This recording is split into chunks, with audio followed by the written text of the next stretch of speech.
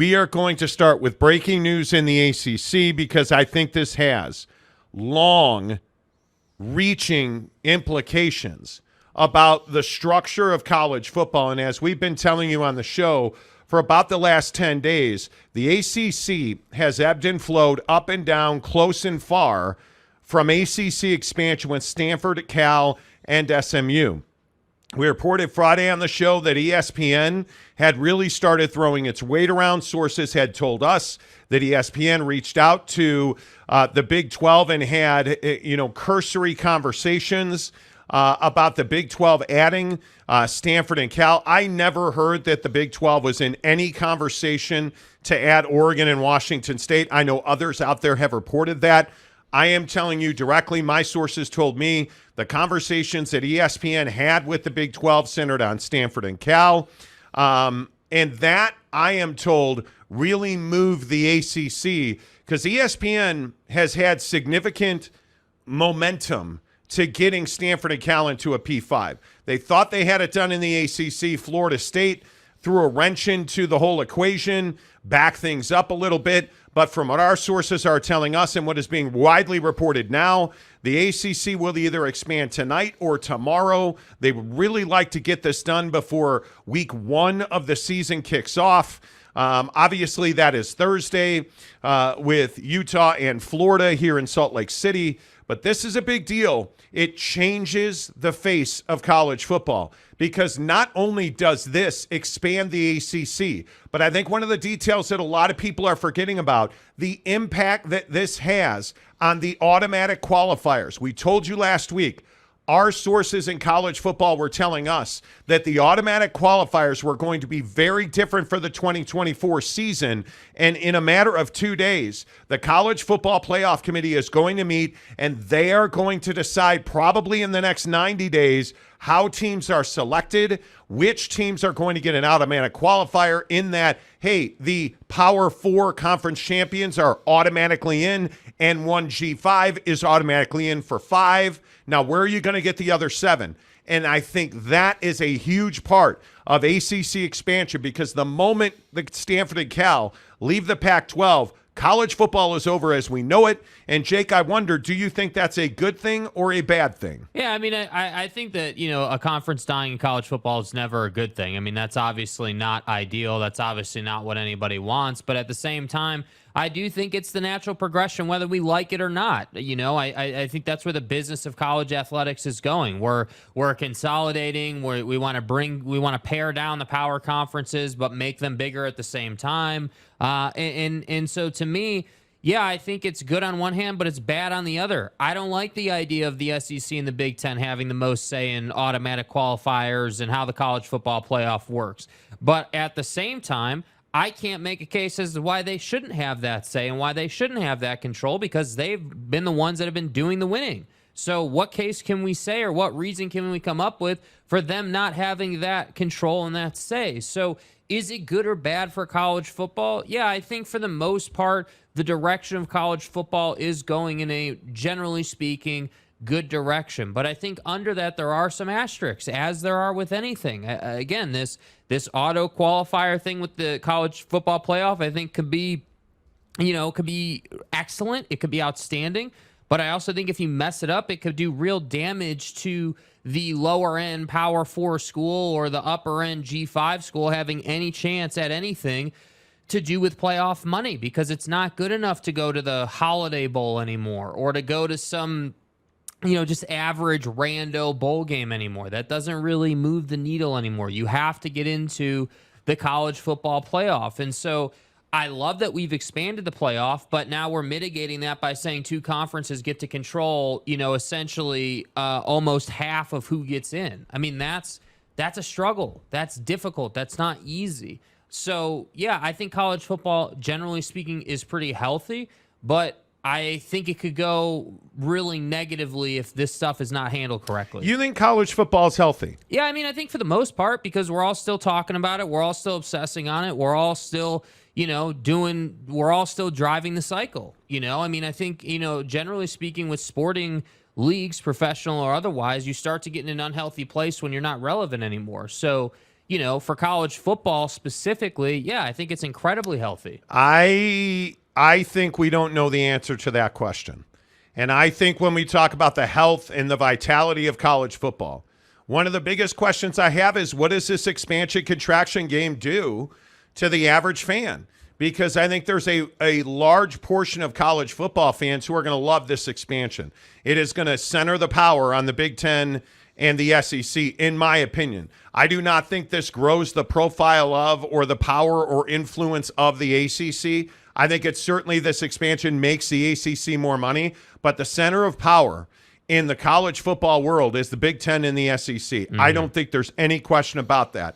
And I if it matters or not, I don't know, but I think the ACC becomes the fourth conference even after this expansion, because I still think the Big 12 has raised its profile so significantly that I think its influence now is third. If we put, and I would put it at the SEC 1, especially after expansion, I think the Big 10 is 2, and I think the Big 12 is 3 with the ACC coming in 4th. Facts. But here's the problem that I have with this expansion. It is going to alienate anybody that's not at the top of these P4 conferences, because when you look at the Big Ten, I have a hard time, and I know that you're going to rail on Lincoln Riley later, but I have a hard time believing that the Big Ten's not going to get 3-4 teams a year into this thing. Mm-hmm. I have a hard time believing that the SEC's not going to get 3 teams into this thing. I have a hard time believing that the ACC's not going to get 2 and maybe 3. Like the real issue is, when do we go from 12 to 16? Because with all of this consolidation, and I call it consolidation, others love to call it expansion, I think the college football power center is shrinking. Right. It's not growing, it's shrinking. And I think when you look at these conferences, what are you going to say to the Big 12 when they're boxed out and they can only get their conference champion or maybe another one in there? What if Utah comes in and wins the conference and somehow TCU is left on the outside looking in, or Texas Tech, or whoever? That's going to create significant problems in the college football world. And I also think that the SEC is not going to be boxed out of anything. I think we are headed for more turmoil. I don't think that we're getting more answers necessarily. I think we are getting more opportunity. But I think the only place this goes is you're gonna consolidate to expand. You're not doing ACC expansion, because you want to shrink the ACC. You're doing it to make more money and garner more reach. Mm-hmm. And it does that significantly for the ACC. But does that help the SEC, the Big 10, and the Big 12? It does not. Mm-hmm. But those conferences already have significant revenue and reach. Well, yeah, and I think the SEC and the Big Ten, we're not going to be talking about 6 teams combined between those two. We're talking about 8, because both of the conference champions are going to be in there, and then they have a good opportunity to send 2 to 3 more each. And I think that, again, it's hard because on one hand I want to say, yeah, it's really unfortunate that these 2 conferences are going to eat, but ultimately, why do we play the game? Yeah. Well, we play the game to win. That's right. And I don't know any other way around it, but hey, if you win, you should be rewarded for that. But again, it's not, hey, did TCU have a good season, or Oklahoma, or whoever you want to point to. It's not, hey, did you have a good season? It's, hey, did you put together a resume on paper and on the field that garners national respect? Because again, like Lincoln Riley, I respect him. The guy, Bill Theismann's, he takes you to the playoff, absolutely. But he himself has to take this next level, especially for the Big Ten, because the Big Ten, it's not going to be good enough to just have Ohio State in there every year and then Michigan once every 3. That's not going to be good enough if you want to keep up with the SEC. The Big Ten needs Lincoln Riley to go from being a conference winner and a quarterback maker. He needs to go from that to a national championship contender every single year at USC, as does Oregon, as does Washington. You need those teams to really push your conference forward. I believe that Brett Yormark has that. I believe the Utahs of the world will help push the Big 12 forward. The problem is the SEC's been doing this for years already. The SEC doesn't need to change anything. The SEC doesn't need to go to the Pacific time zone. They have everything they need, and they've had it for, 20 years? Like, That's the issue when we talk about expansion, or, as I agree, consolidation is what it should be called. Yeah, and the other part of this that I think is so fascinating is the impact that ESPN had on this process with the ACC, because I think there was clearly a change. Saturday is when I first started hearing about this. There was clearly a change in what Florida State was asking for. And I think at some point, Florida State had to recognize that them singularly getting a larger piece of the revenue pie in the ACC was not going to happen. Mm-hmm. And I think Florida State pushed and pushed until they recognized that there was no way forward for them. There was no path forward because, A, they're not in demand as a brand. They are not. They are not in demand in the ACC. You know, people don't view them, from what my sources are telling me, people don't view Florida State as an integral part of the ACC. And I understand that. I completely understand that. I think it was ESPN making it known that they were talking to the Big 12 about potentially adding Stanford and Cal. And I don't believe, as we've talked about on this show, I don't believe that the Big 12 ever entertained it. Mm-hmm. Nobody wants to go to 20 teams. Nobody. And if you add 4 teams from the Pac-12, you're going to 20. If you had 2, you're at 18.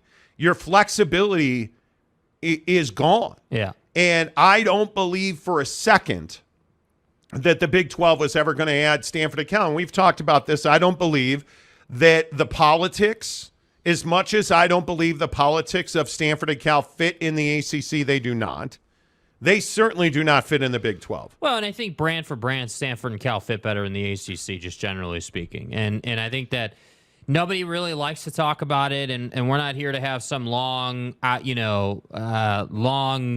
winded political conversation. Yeah, wrong show, right? Like, we're not trying to have that conversation. But the reality of the situation is that politics do come into play when you're talking about California schools. It just is what it is, and specifically Northern California. There are beliefs and certain things thought, and that came into play with ACC expansion, no doubt about it. But again, as we continue to see in college football, the urgency to survive far outweighs what you think of somebody, and that's why I say I think that Stanford and Cal getting into the ACC, and again, I know it's not official, it's not done yet, but we're heading that direction. Yeah. That kind of movement taking place shows you how desperate the ACC is to fortify their ranks, because they understand that they're not going to have UNC and Duke forever. They're not going to have Clemson forever. Like, I legitimately think that there is a belief that, hey, like 5 years from now, we don't know exactly where we're going to be. We don't know where the college football landscape and college athletic landscape will be in 5 years. So we need to add what we can, because we're not the SEC, we're not the Big 10, we're not the Big 12 right now. We are the ACC, and we are valuable, and we do put on a damn good basketball conference, but we don't put on a great football conference right now, and we're working on that. So let's fortify and do everything that we can do to continue to keep our P5 status if UNC, Duke, Clemson, and Florida State leave, and maybe Miami. But again, this touches on UConn. Yeah. This is why the Big 12 was not interested in UConn as a full member. This is, again, why I think that you're looking at the power of college football. You are watching it unfold before your eyes, and I think this is a game changer, man. This is flexibility going forward, because I think the Big 12, one of the glaring holes in their mission statement, they did not add a 4th time zone. They did not get to the Pacific time zone. No matter what you think of Arizona time, they did not get to the Pacific time zone, right? Yeah. So I think you're in a predicament there, and I also think that basketball is every single day becoming more and more imperative when it comes to athletic department revenues. And I think the ACC is acting wisely.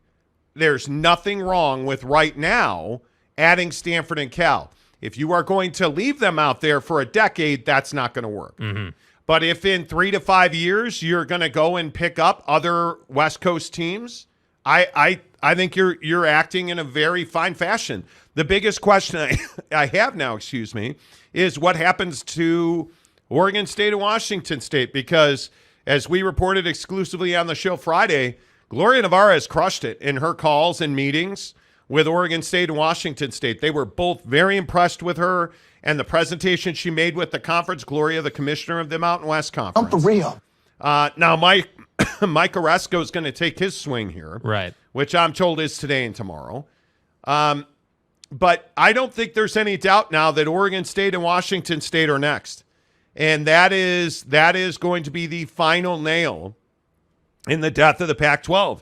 And I believe that this is what the other 4 conferences wanted. Yeah, well, and I think that the Pac-12 is obviously an example of what can happen. It's obviously an example of what you don't want to happen to your conference. And I think, the other thing that I feel like nobody ever talks about with what happened in the Pac-12 is the value of having a savvy commissioner. Because again, and a lot of people criticize George Kliavkoff, me being one of them. I don't like the job he did. But I just don't think that he was a strong enough personality to be a commissioner in a power conference. And I think that folks like Gloria Navarez and Mike Oresco come around and they say, okay, well, a power conference just died and we have the opportunity to truly be valuable to power teams. Let's start pushing the ball forward. Let's show them what a quality commissioner can look like. Because if you think that a power conference isn't going to change commissioners in the next 10 years, you're out of your mind. And I think there's some of that comes into play. Like for Gloria Navarez, you want to come into this conversation, into this meeting room, and you want to say, hey, dude, this is the Mountain West. We're in a great place. This is what we have to offer. And by the way, I'm not going to be an incompetent commissioner that can't, have good relationships with our TV partners. And yes, not all of that was on George. A lot of that was on the presidents wanting $50 a year because they talked to some professor at their school and somehow that professor came up with that crazy-ass calculation. But ultimately, we see the value of Greg Sankey. We see the value of Brett Yormark, right? You see the value of these commissioners, Tony Petitti, in expansion, what they're able to get done. And their experience. Yeah. Because Brett Yormark comes from entertainment. Tony Petitti in the Big Ten comes from entertainment, NBC, television. I think it's the future. And I look at a power brand like Oregon. Oregon was not going to rest its future on George Kliavkoff. Yeah, they know better. It was just not going to happen. And you add Oregon and Washington with USC and UCLA, the Big Ten can withstand that kind of addition because you add 4 former partners in the Pac-12 to the Big Ten, they can't help but have some unity as much as they disagree and as much as USC wanted to own the West Coast. You're going to have some level of unity with those 4 universities. My bigger question and the thing that I think is really important, and I think it is significant here, who's the next power brand to move? Yeah. And is there another power brand left? Because I look at this situation, is anybody paying attention to what's going on at San Diego State? Yep. This is, and I don't know. I have been hard on San Diego State. I understand I've been critical of San Diego State. You had 16,000 people show up for your opening game. No.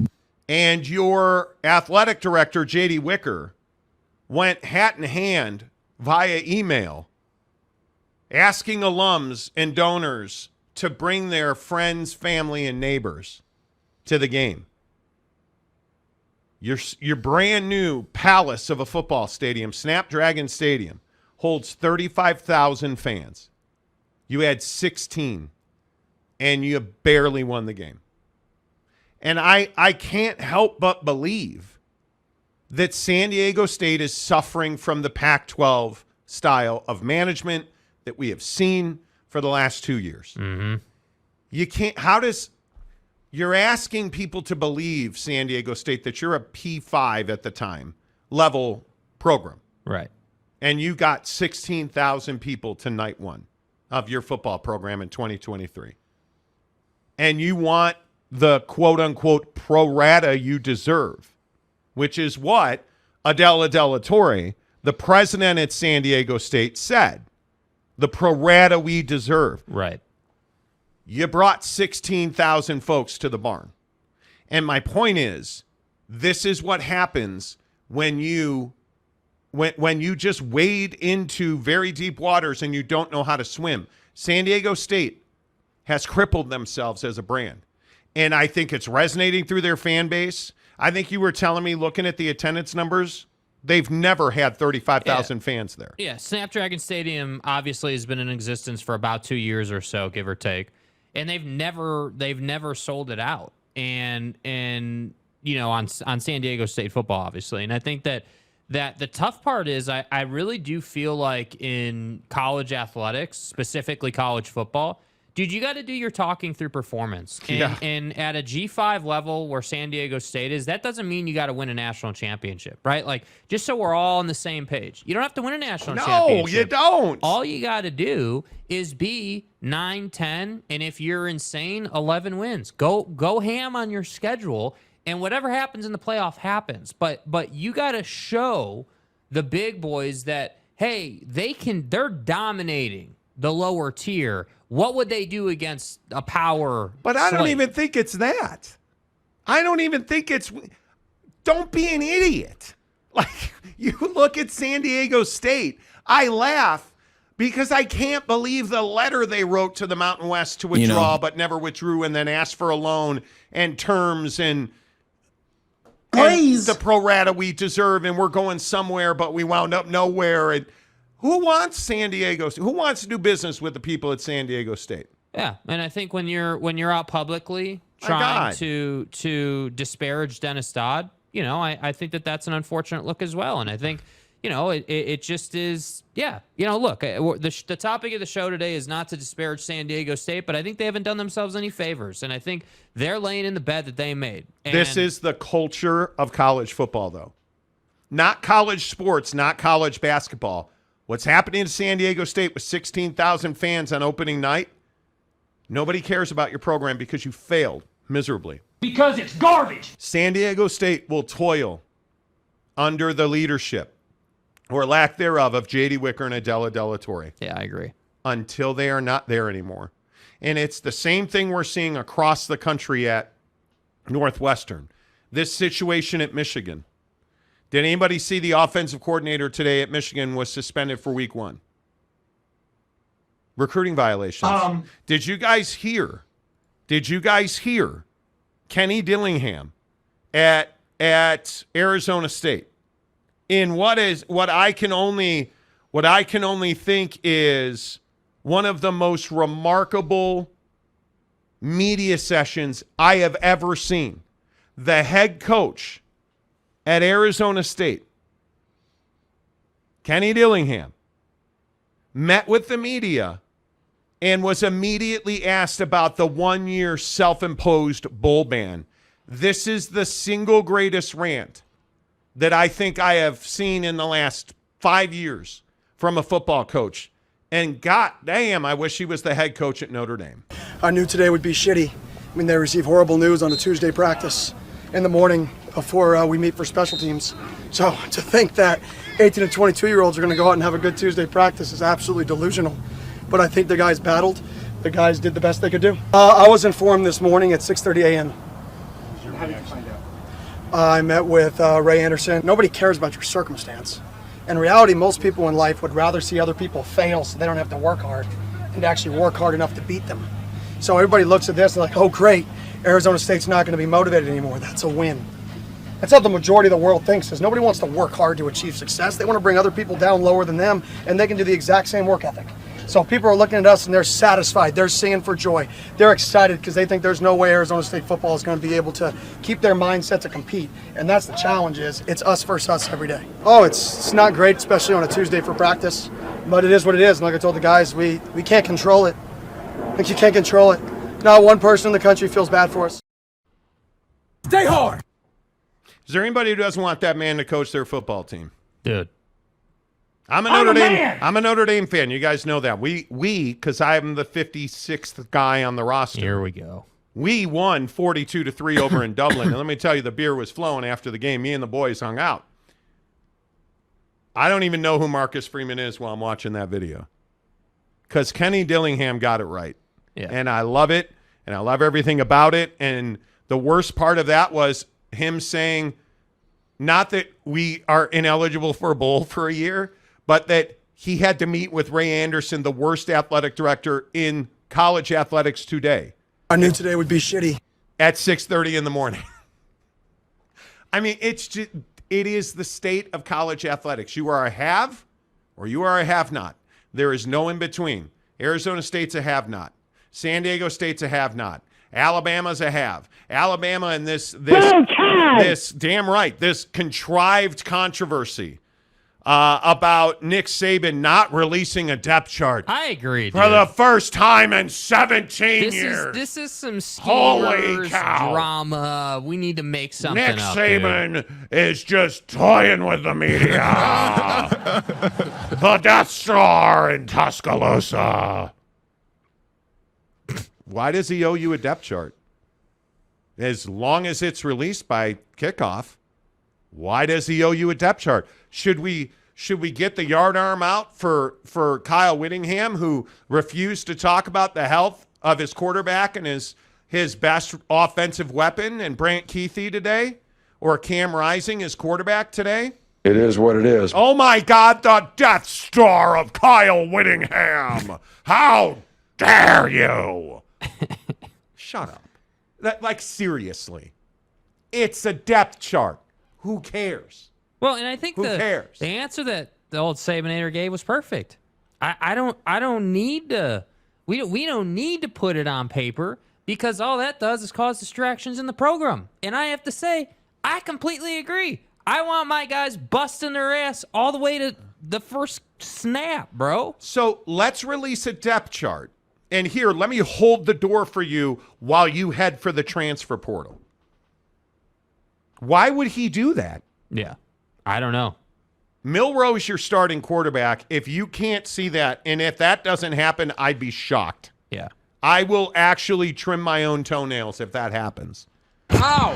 I'm not sure, because I am the least flexible human ever. But my point is, he knows. They know. But why on earth in this world of scoundrels are we releasing depth charts early when you're Alabama and all eyes are on Tuscaloosa? Yeah, I'm not doing that. Yeah, it's just unnecessary. You've got Florida raked over the hurricane coals currently. The Florida Gators. Right? Gators. Gainesville. Nice Gators. documentary, bud. Right? So let me get this right. You have a hurricane coming, and they do, multiple. You're going to fly to Dallas tomorrow morning. Tarrant County. You're going to stay in Tarrant County for 2 days, and then you're going to fly to Utah. Now, listen, you guys, I understand this. I'm just little old Monty, the talk show host. Could afford to lose a couple pounds there, fat ass. Look, I'm on board with that. Let me ask you something.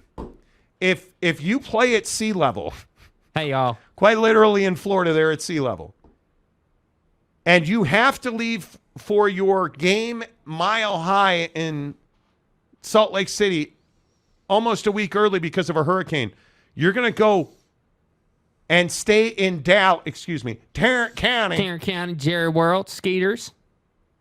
Why don't you just come to Salt Lake City 4 days early Excellent strategy, sir. and help your kids assimilate, because you're about to get thumped, Yeah. bro. You're about to get thumped. Here's the game plan. This ain't Snapdragon. There's Damn, going to be bro, why'd you have to go there, 50,000 rabid Utah fans and like 4 Gator fans who are going to be at Rice Eccles on Thursday night, and they're looking to stomp your face. I'm Shiva, the god of death. You're not winning that game. No, you're not. And Brant Keithy and Cam Rising are playing. This college football's not difficult. Let's just drink some buckshot on the Monty Show. Hey, Monty? Presented by our good friends at Bucked Up Energy. Join me, won't you? Us. 2 O's and bucked up. 2 O's and we.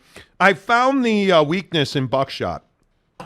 It does not make you a better golfer. What? Now, currently, I am playing terrible golf. Jake had a win.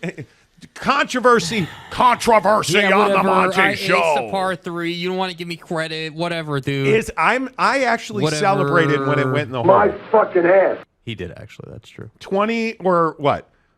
30 years ago when it went in the hole, Right. I celebrated. Right. Do you know what that's like? So we're playing a golf course, par 3. Jake puts a 9-iron or whatever it was. It Up was on, a 50-degree wedge. Thank you very much. puts a wedge up onto the green.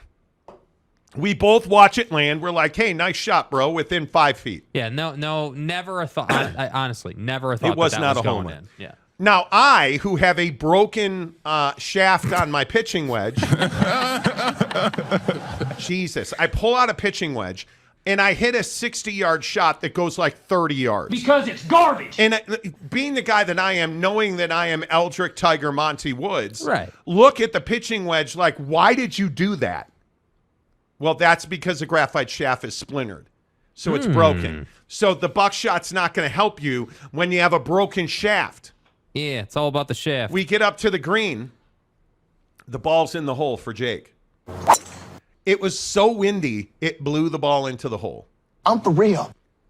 I called it a hole-in-one. Yeah. The Utah PGA says it's not. That's a Technically, two. it's a 2. It's a 2. It's you a prick. 2. Yeah, I'll cut your toe off, then it'll be 1. Yeah, you have 7 seconds for the ball to go in the hole. Get buckshot, get bucked up, get to buckedup.com. Use the promo code Monty20 to get 20% off your purchase at checkout. And I'll tell you what, guys, I am amazed. Why is What happened? somebody is texting me? Oh, boy. Oh, boy. Oh, boy. Let me get through this real quick, and then we'll read this text. Buckedup.com. The thing I love about Buckshot, I take it golfing with me, and I just feel better. I play better. I had a 6-hole run on Sunday that was phenomenal. Drove the ball really well for like 6 straight drives. I mean, it all went to shit after that, but that's not really the point. Had one of my worst rounds of the year. That's not really the point. Shot an 89, including a 6 on the par 3 he had an alleged hole-in-one on. That's not really the point. I guess not. The point is, I didn't have a headache. I had mental clarity, and I still played like shit. That's not Buckshot's fault. Buckedup.com. Use the promo code Monty25 or Monty20 to get 20% off at purchase. Breaking ACC news for you. Now, I don't generally do this, but this particular source right here is the best source we have. Hey, Monty, wanted to let you know the ACC meeting tonight is canceled. There is a situation on the campus at North Carolina. There's been a shooting, Jesus. and they are postponing all conference business until there's a resolution. Wow. I did not, and I apologize, I did not see. Apparently there is a shooting on the campus at North Carolina. And they are delaying the ACC expansion vote tonight. Obviously this is, let's just look it up. This is a serious situation going on in Chapel Hill, apparently. Wow. Let's see.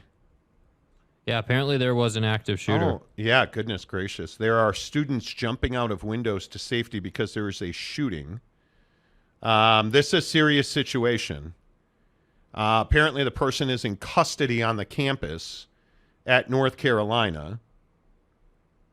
A staff member was killed in the shooting. Boy, this is rough. So all campus business has been canceled.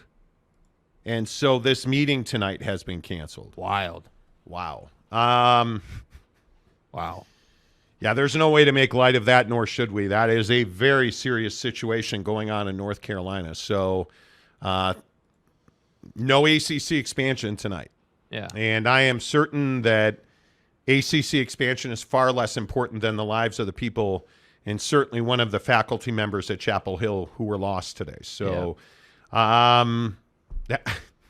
you cannot make this stuff up. No, I mean, it's wild. It's obviously there's no way to predict or prepare for, an active shooter in this sense. And it's a real shame because again, different show, not having the conversation in totality. But the whole active shooter thing is tough, dude. It is an in the moment, have to respond right now type deal. And I think that, I would expect nothing less. I agree.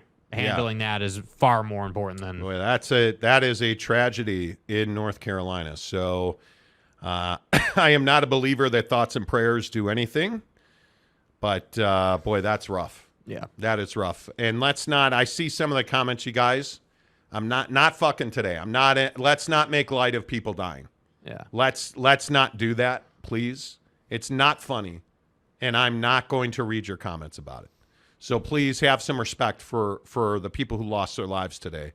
That's a big deal. But let's move on and let's keep talking about ACC expansion with our newest member, Douglas McMartin. Let's go, baby. Douglas. Dougie. Hell of a way to kick off the comments section today. Appreciate you guys.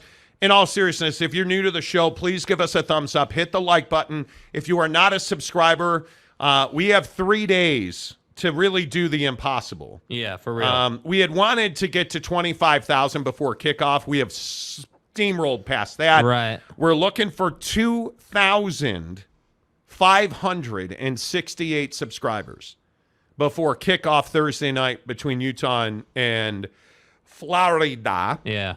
Appreciate all of you. Our membership, you guys, you can be a member for $1.99. That gets your comment highlighted in red. You can be a member for $9.99. That gets you in our Instagram members only group. And I think anybody in the comments section will tell you that the membership group on Instagram is phenomenal.